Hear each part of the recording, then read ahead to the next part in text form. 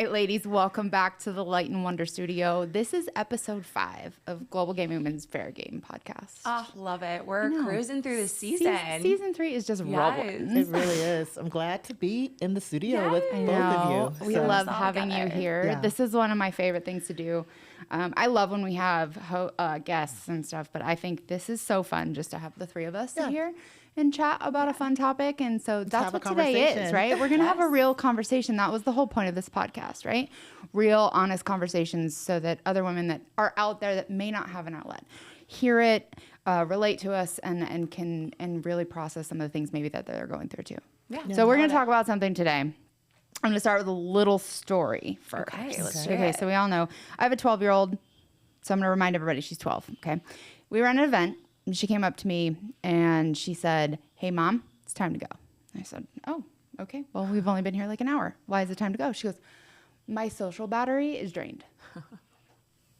Oh, okay. Well, emotional intelligence. Yeah, I was like, I was a couple of things. I was like shocked. I was like proud. And then I was like, okay, I'm going to process this, but we're going to go. So we got in the car and I asked her, I said, "Well, how did you know?"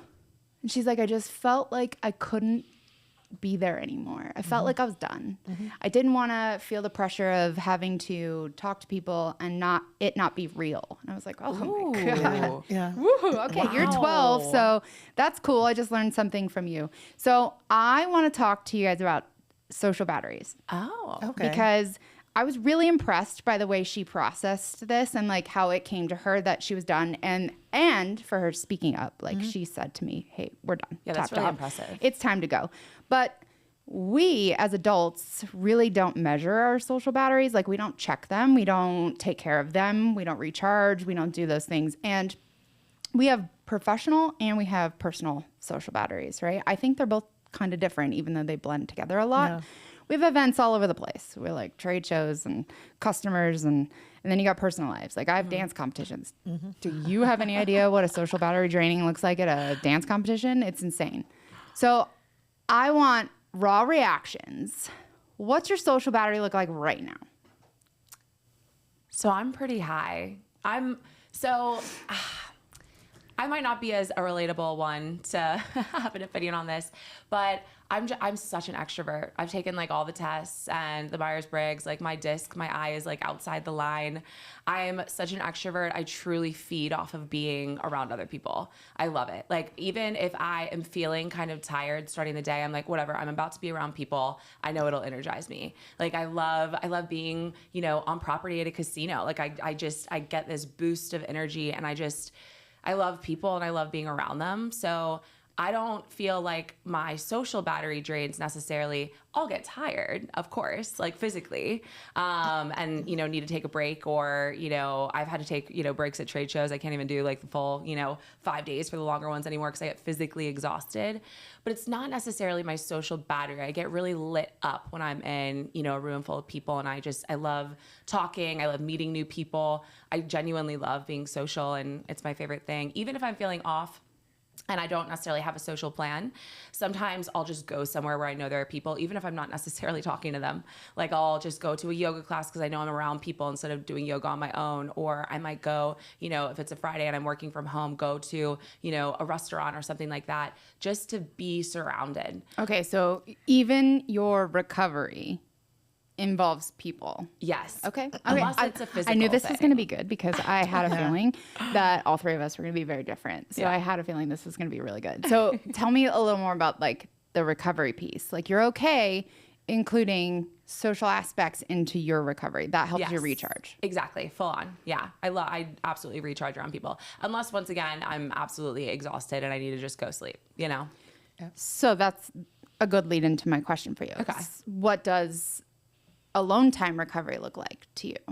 So alone time recovery is sleeping and cuddling with my cat and maybe ordering some DoorDash and like reading a book on my Sun deck.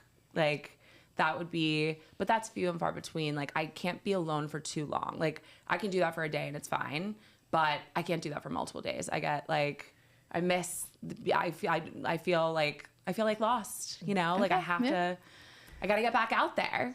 That's fair. Anika, how about you? I feel like I am almost the opposite. So there is, I knew it.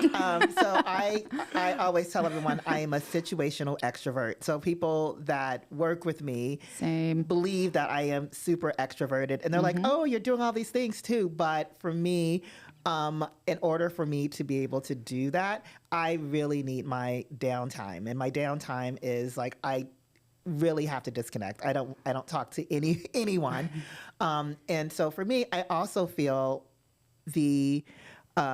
I regulate my social battery, and sometimes it's easy that I can feel it coming on, and then sometimes it's like a switch. It's like something happens and it's just like gone.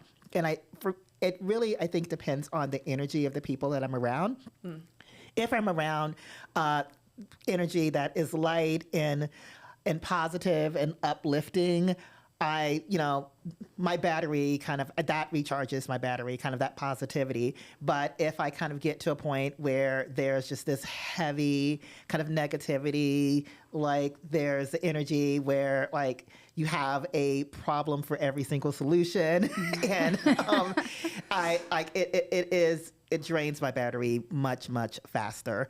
And I kind of realized that about myself. So I try to regulate some of those things. And so I know if I have heavy meetings or I have to deal with someone that I know has that heavy energy, I'll try to prep myself in advance, or kind of, or really trying to schedule around that so that I can be at my best for that person, and best for whoever comes after that, because I know it's going to be a little bit draining for me.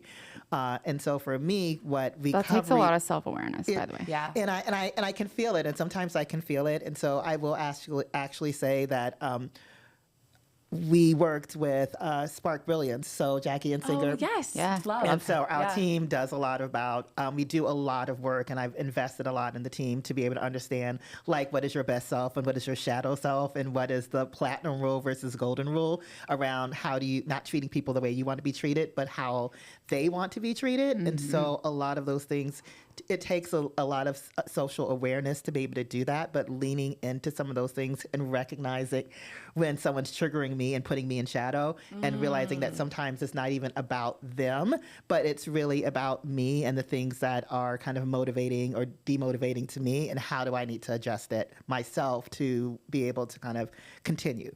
Wow. So That's crazy good.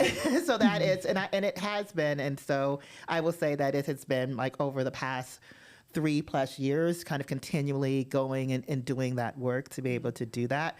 And so for me to start like to go relearn, right? Like you got to go back and like figure out how you've changed. Exactly, because it's a continuous process, because I also realize that, especially in the role that I am now, when I have to make tough decisions, when I have to make decisions about hiring, when I have to kind of make decisions about people that I care about, but I know the conversation that I need to have is not going to be something that they're going to be happy about.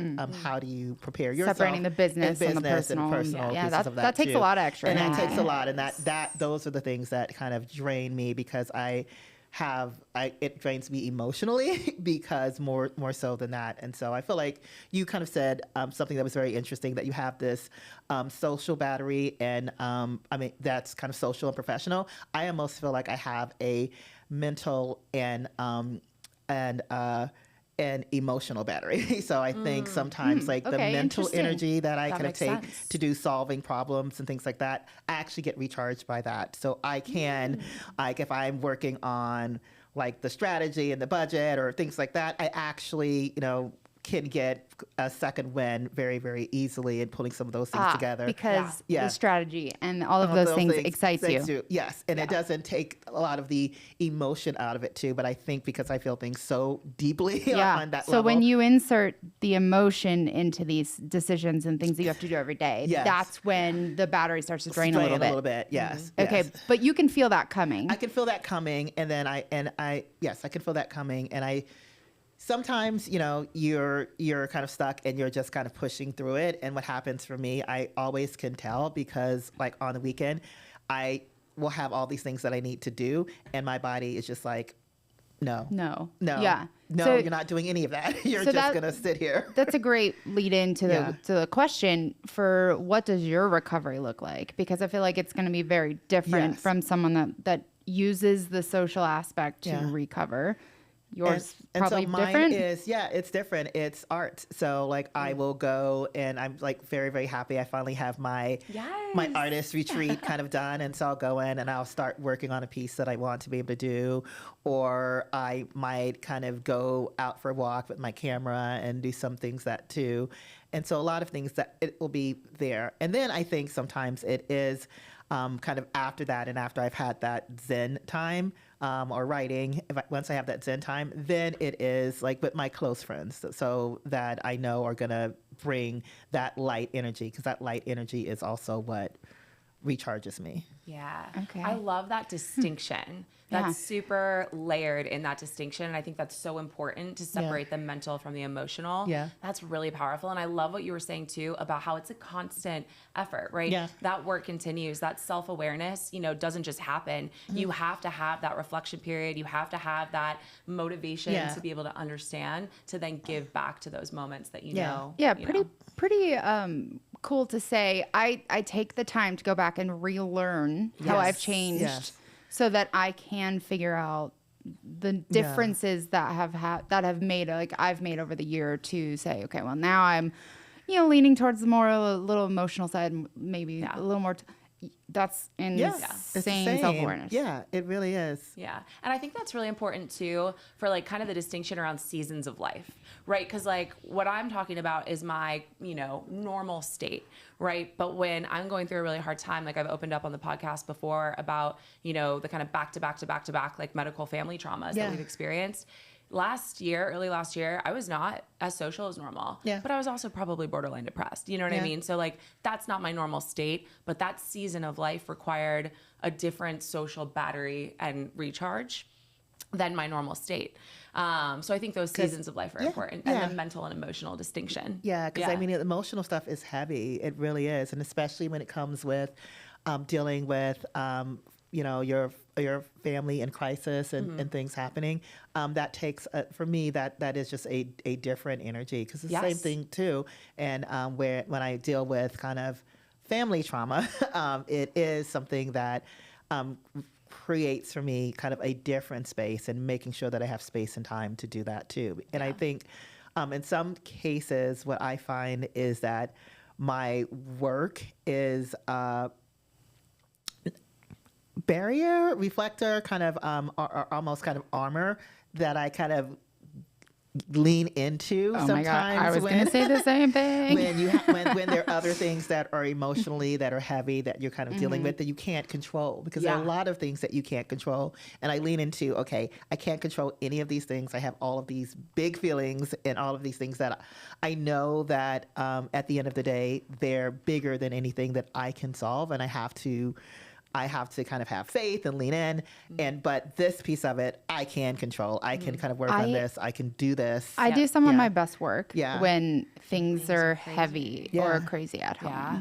Like, just because I'm channeling some of that energy. So like I find myself go, okay, well, I know that I can pour myself into what I know how to do best. So I'm going to go do that for and a hot second. in it a little bit. Yes, because I am confident in that I know how to do my job. So I lean in and I go do it to the best of my ability. So like I always find like when things are tough, I see myself leaning and I channel myself through work. So I feel the exact same. Yeah, I agree. Like when I was at home dealing with some medical stuff recently, I missed work. Like I missed it. I was like texting my team and I'm like, oh my gosh, can I get involved in anything? They're like, no, like, be with your family. Like, what are you doing? And I was like, I genuinely missed it. Like I missed being in that environment. And of course we're all career driven, ambitious individuals, but I love that distinction as well, right? Around what you can control and also what you can influence. Yes. Where you actually can make a difference because you know that you're good at it, right? And that is a huge thing. And not all the time, right? I've unfortunately had other medical experiences where it was so overwhelming and there was such complexity that nothing else that could you be just in can't your you brain. can't even process it. So it once again depends on the season. And I think it also depends on the season in your career. I mean, I feel like I'm 20 years in, right? And so I feel like there is this also, I don't know, like, I don't want to say wisdom because that seems No, No. Go with it. It's Yes, wisdom. you are go with wise. it. But I feel like there is also kind of this point of kind of understanding that, some things are just not that deep. They're not that important. And you make them Can we to be say that again? more important than they are. And there are things that at the end of your career are not going to even be a blip that in that moment feels like it's your whole world. And so I think I've learned to put certain things into perspective differently and to be able to say, you know what? No one's going to die. We're not curing cancer. Exactly. We're not doing things like that. Take a beat. I'm gonna kind of walk away from this for now because it really doesn't matter. I love that because I think it's different when you are also a people manager too, right? Yes. Because you're not just worrying about your own social battery, but you're worrying about your team's social battery, which guess what? Every single one has a different social battery. And then when you have that, when you're in tune and you can read people's social cues and body language and all the different things and people, then you already, for me, sometimes I internalize it and I'm like, oh, kind of almost thinking that you're a mind reader and you can know exactly what people are thinking or how they're feeling. And sometimes and sometimes it's like your own neuroses that is, creating a story in your head for what's happening. But I think it's when you start to learn patterns from other people, especially people that you spend day in, day out with, like your own team. And I think it means more to them when you can cue into what they need. Yeah. Right. And if you can see a sign from an employee and help them in a way that maybe they didn't see coming, I do think that means something and it's very powerful. Yeah. I mean, that's the biggest impact of leadership, right? Is being able to understand your team, to unlock the best potential within them and also help them, avoid that burnout, avoid, going down a path that, isn't in alignment with, their biggest potential that you could potentially unlock. That's what makes a good leader. Yeah. You have to have that emotional intelligence, that empathy, and that ability to people read. That is authentic, impactful leadership. Yeah. So it's so important to remember in that your battery has to be charged to be able to do that. To do that specifically. It's like everybody always says, you can't take care of someone else unless you take care of yourself. Oxygen mask first. Exactly. It's the oxygen mask first. And I think that's really important to remember is if you're not taken care of and you didn't do the things you need to do for yourself, you can't do that for other people. Yes. And I think that is a big lesson learned too, because I look back at the decisions and sometimes where I kind of felt like I wasn't kind of the empathetic leader that I know I can be and should be, or that I was, would have made a different decision. It was all kind of tied to my social battery or mental battery or something not being there and me not being at 100% to be able to really kind of lean into that situation. And so I think being able to do this really also makes you a better leader because you need to be able to do that, to your point, to be able to kind of tune in, to be able to do that. And if you're not, putting your kind of oxygen mask on first and doing some of those things too, you can be in trauma and distress and, not even really recognizing it and then not even being in a space where you can be that help and support that your team needs you to be. Yes. And I love how this changes as you mature too, because, if you would have rewound my career 10 years, what would have come out in those times was a full stop. Yeah. I would get really sick. Yeah. That's how it would come out. It's when my battery's drained, I'm done. Yeah. I'm really sick. I'm down for the count for days. I didn't take care of myself. I didn't see the warning signs. Yes. Now, I think as I mature and I become a people leader that I have a big team that needs taken care of, right? So I worry and take care of myself. And then I can pour my energy into them. And then I can figure out what energy goes into my home life and my family and my daughter and those things. Yeah. So I'm very aware of it now.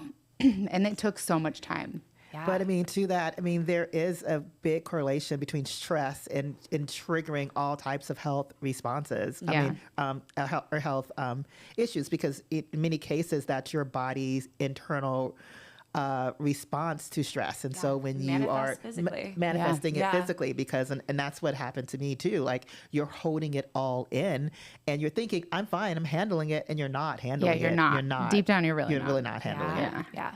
Okay. So your turn to answer. Yes. Tell us about your social battery. Yeah. So I think we kind of touched a little bit. I am very much like Anika. Like I am situational. I think I think between work, and then GGW stuff, and then personal life. And like all of those things look very different when it comes to battery. And so like I said, I think I've over time figured out how to recharge each one separately. So like I think there's like that mental one and that emotional one and then the physical one that like I neglected for so long. Now that I figured that out, my energy levels are off the charts. Oh, like, that's awesome. You know, when you get your health in line, and I feel like that helps figure out the mental part a little bit. And so like I feel like I'm very situational, and I, like Anika, can tell, I can feel it. Yeah. You know, like I'll look at the calendar and like my brain will just want to explode and be like, no, okay, that's my sign. I need to pull back a bit. Like I cannot manage this. Ooh. And so setting those boundaries and learning when I can feel like overwhelmed inside, that's when I know I need to figure out a break. Yeah. And how do you recharge each of the buckets?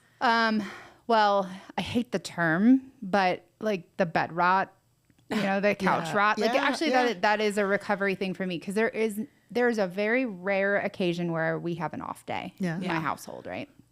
And so it's funny, if my husband's listening to this, he's probably gonna get mad. But like I always say, like there is nothing on that calendar that day. Please do not add to it, like because we need nothing today. Do nothing day. A do nothing day. Yep. And it's so rare, but it's so beautiful too at the same time, because it is just the three of us at home, and like there's, you know, fun, there's popcorn and TV and like takeout, and like literally a do nothing day. So I'm gonna not say bed rot, because I think that's terrible, but like it is a house rot. How about that? My grandma used to say we need a do nothing day, you know, and that's everyone needs a do nothing day. A nicer way to put, because you can have a do nothing day and not just like sit in the same spot for 12 hours, you know? No, so. exactly. Yeah. No, that's not what our do nothing days are. Exactly. And then, rotting. And then, but Bronwen, you said something, and I actually now kind of feel like there is because it happened last weekend, where kind of being around people actually did like completely recharge my social battery. And I said I think it is people. So so I have like my aunt, she is, and my cousins, and so we all grew up together.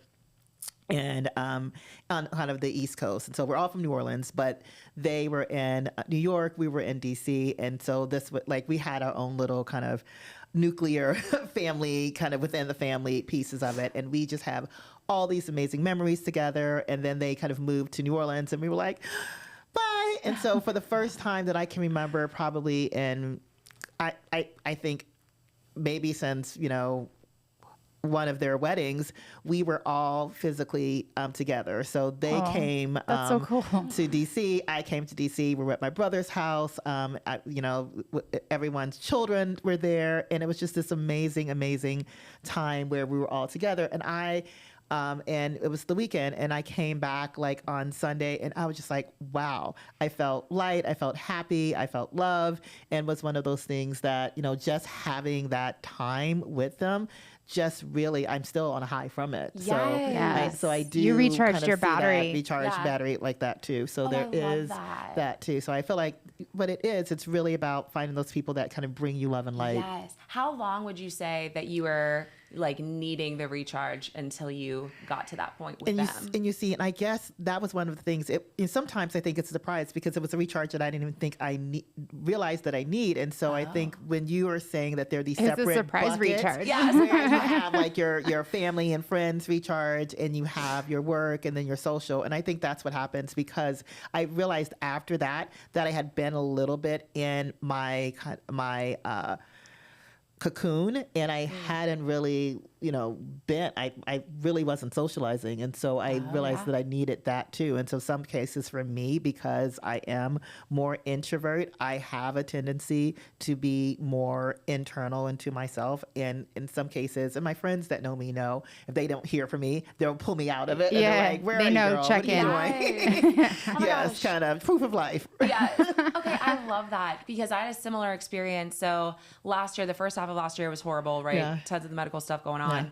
And I went out and visited one of my very best friends in Cleveland, Ohio. And I was there with his boyfriend, and we just had the silliest weekend. I mean, it was just, we were laughing hysterically nonstop. We, like couch friends, right? We're just like having, you know. had a do nothing weekend. Yes, I know. Oh, that's no, great. we But, actually like- did a lot. Oh, okay. All right. We were bouncing around a lot. I meant more so like not just going out. Like we're like on the couch. We're like going out to the bars. We're running around the city. Like we just had this wonderful time. But my point was the people that I was with. Oh, wait, I And feel it like was that's a that- Bronwen version of a do nothing weekend. Yes. That might have been. I'm like, I didn't have an event. So just hung out with, socially. But no, it was that recharge. And that was kind of a catalyst for me to get out of that funk that I had fallen into for months because of the family stuff that was going on. And I was just I literally like cried on the flight back. And I was just so inspired by that Happy weekend. tears, I missed right? that. Yeah. Happy tears, exactly. yeah. And so, you need that. Like, you need those core people that know know how to bring you out and know that Yes. when you're kind of spiraling or when you kind of need that. And I have a good friend. It's the same thing. And I feel like we are energetically connected because she's like, I don't know what's going on, but I know I need to call. I know I need a connection. And Yeah. kind of so. Talk to me. I think it's what I was trying to say with couch friend is kind of that. It's more so those that you don't feel you have to be performative with. Yes. And so it's that intimacy. You can just like sit on the couch and laugh. You don't have to be Someone that makes you extra comfortable. Yeah. Okay, I like that. Yes. I like that. I mean, intimacy is the perfect word for it. Yes. It's kind of because that is like this intersection of just trust and comfort and being able to just be. Yes, with, refreshing. Yeah. I really like that. Okay, so this was fun. I really like the surprise Yes. topics. No, I'm I going to do this appreciate that to you too. ladies Didn't more know. often because I think the conversation was really honest and really raw. So my call to Yeah. action to everybody is to figure out what your social battery looks like. Yes. Use the social to go in and say like, hey, this is how I recharge. And maybe you could put some ideas out there for people that, they never even thought of that might help them recharge. Yeah. But we have to end the episode with some rapid fire. So Okay. I have some social battery questions for our rapid fire. Okay, so Okay. try to keep it rapid fire though. Okay. know. Okay. We're All right. bad about this. All right. What's your ideal frequency for hanging out? Once a week or once a month? It depends on the person. I knew that was coming. Yeah, totally depends on the person. Once a week. Once a week. Okay, so like you need a friend hang out once a week. Oh, that's what you mean. Once a Wait. week. Wait, I'm confused. Okay, so Once a depends on the month, person yeah, is the answer. Okay, texting. Instant reply or you get to it when you can. Oh, I get to when I get it can. Yeah. I'm Yeah. horrible texter. We're busy people. Well, I can tell all three of us. Let's tell the listeners we are all terrible texters. Yes. Terrible texter. Our text group goes just radio silent Yeah. for a For really long. days. So the poor people that have to help us keep this organized must be like, what is wrong with these They're people? like, proof of life. Yeah, honestly. Okay, so do you prefer spontaneous plans or scheduled in advance? Oh, I love both. I love to plan, but there's nothing better than a spontaneous adventure. Okay. Spontaneous. Spontaneous. I'm a planner. Yeah. Look, I just really need to know where I'm going. What's the weather? What do I wear? Yeah. I have to have things planned out. Spontaneous scares me. Yeah. This is why I do solo traveling because all my friends are planners. And when I go on a planned vacation, it's fine. But I feel like I'm in a straitjacket. Yes. Well, I love to plan a vacation at a high level. Yes. But always leaving room within. I'm going to wander. I'm going to appetizer hop. Who knows who we'll meet? Who knows where, the adventure is going to take us down the road? Lauren is like, It this is sounds crazy so talk. yeah. Sounds stressful. I cannot vacation with you is what we've determined my because gosh. I can't do it. Yeah. Okay. How much alone time do you need to recharge? We know your answer. How about you, Anika? I could do it in a day if I have a day to myself. Yeah. Yeah. I love a good day to myself. Yeah. A good face mask day. Yeah. Yeah. Glow up day.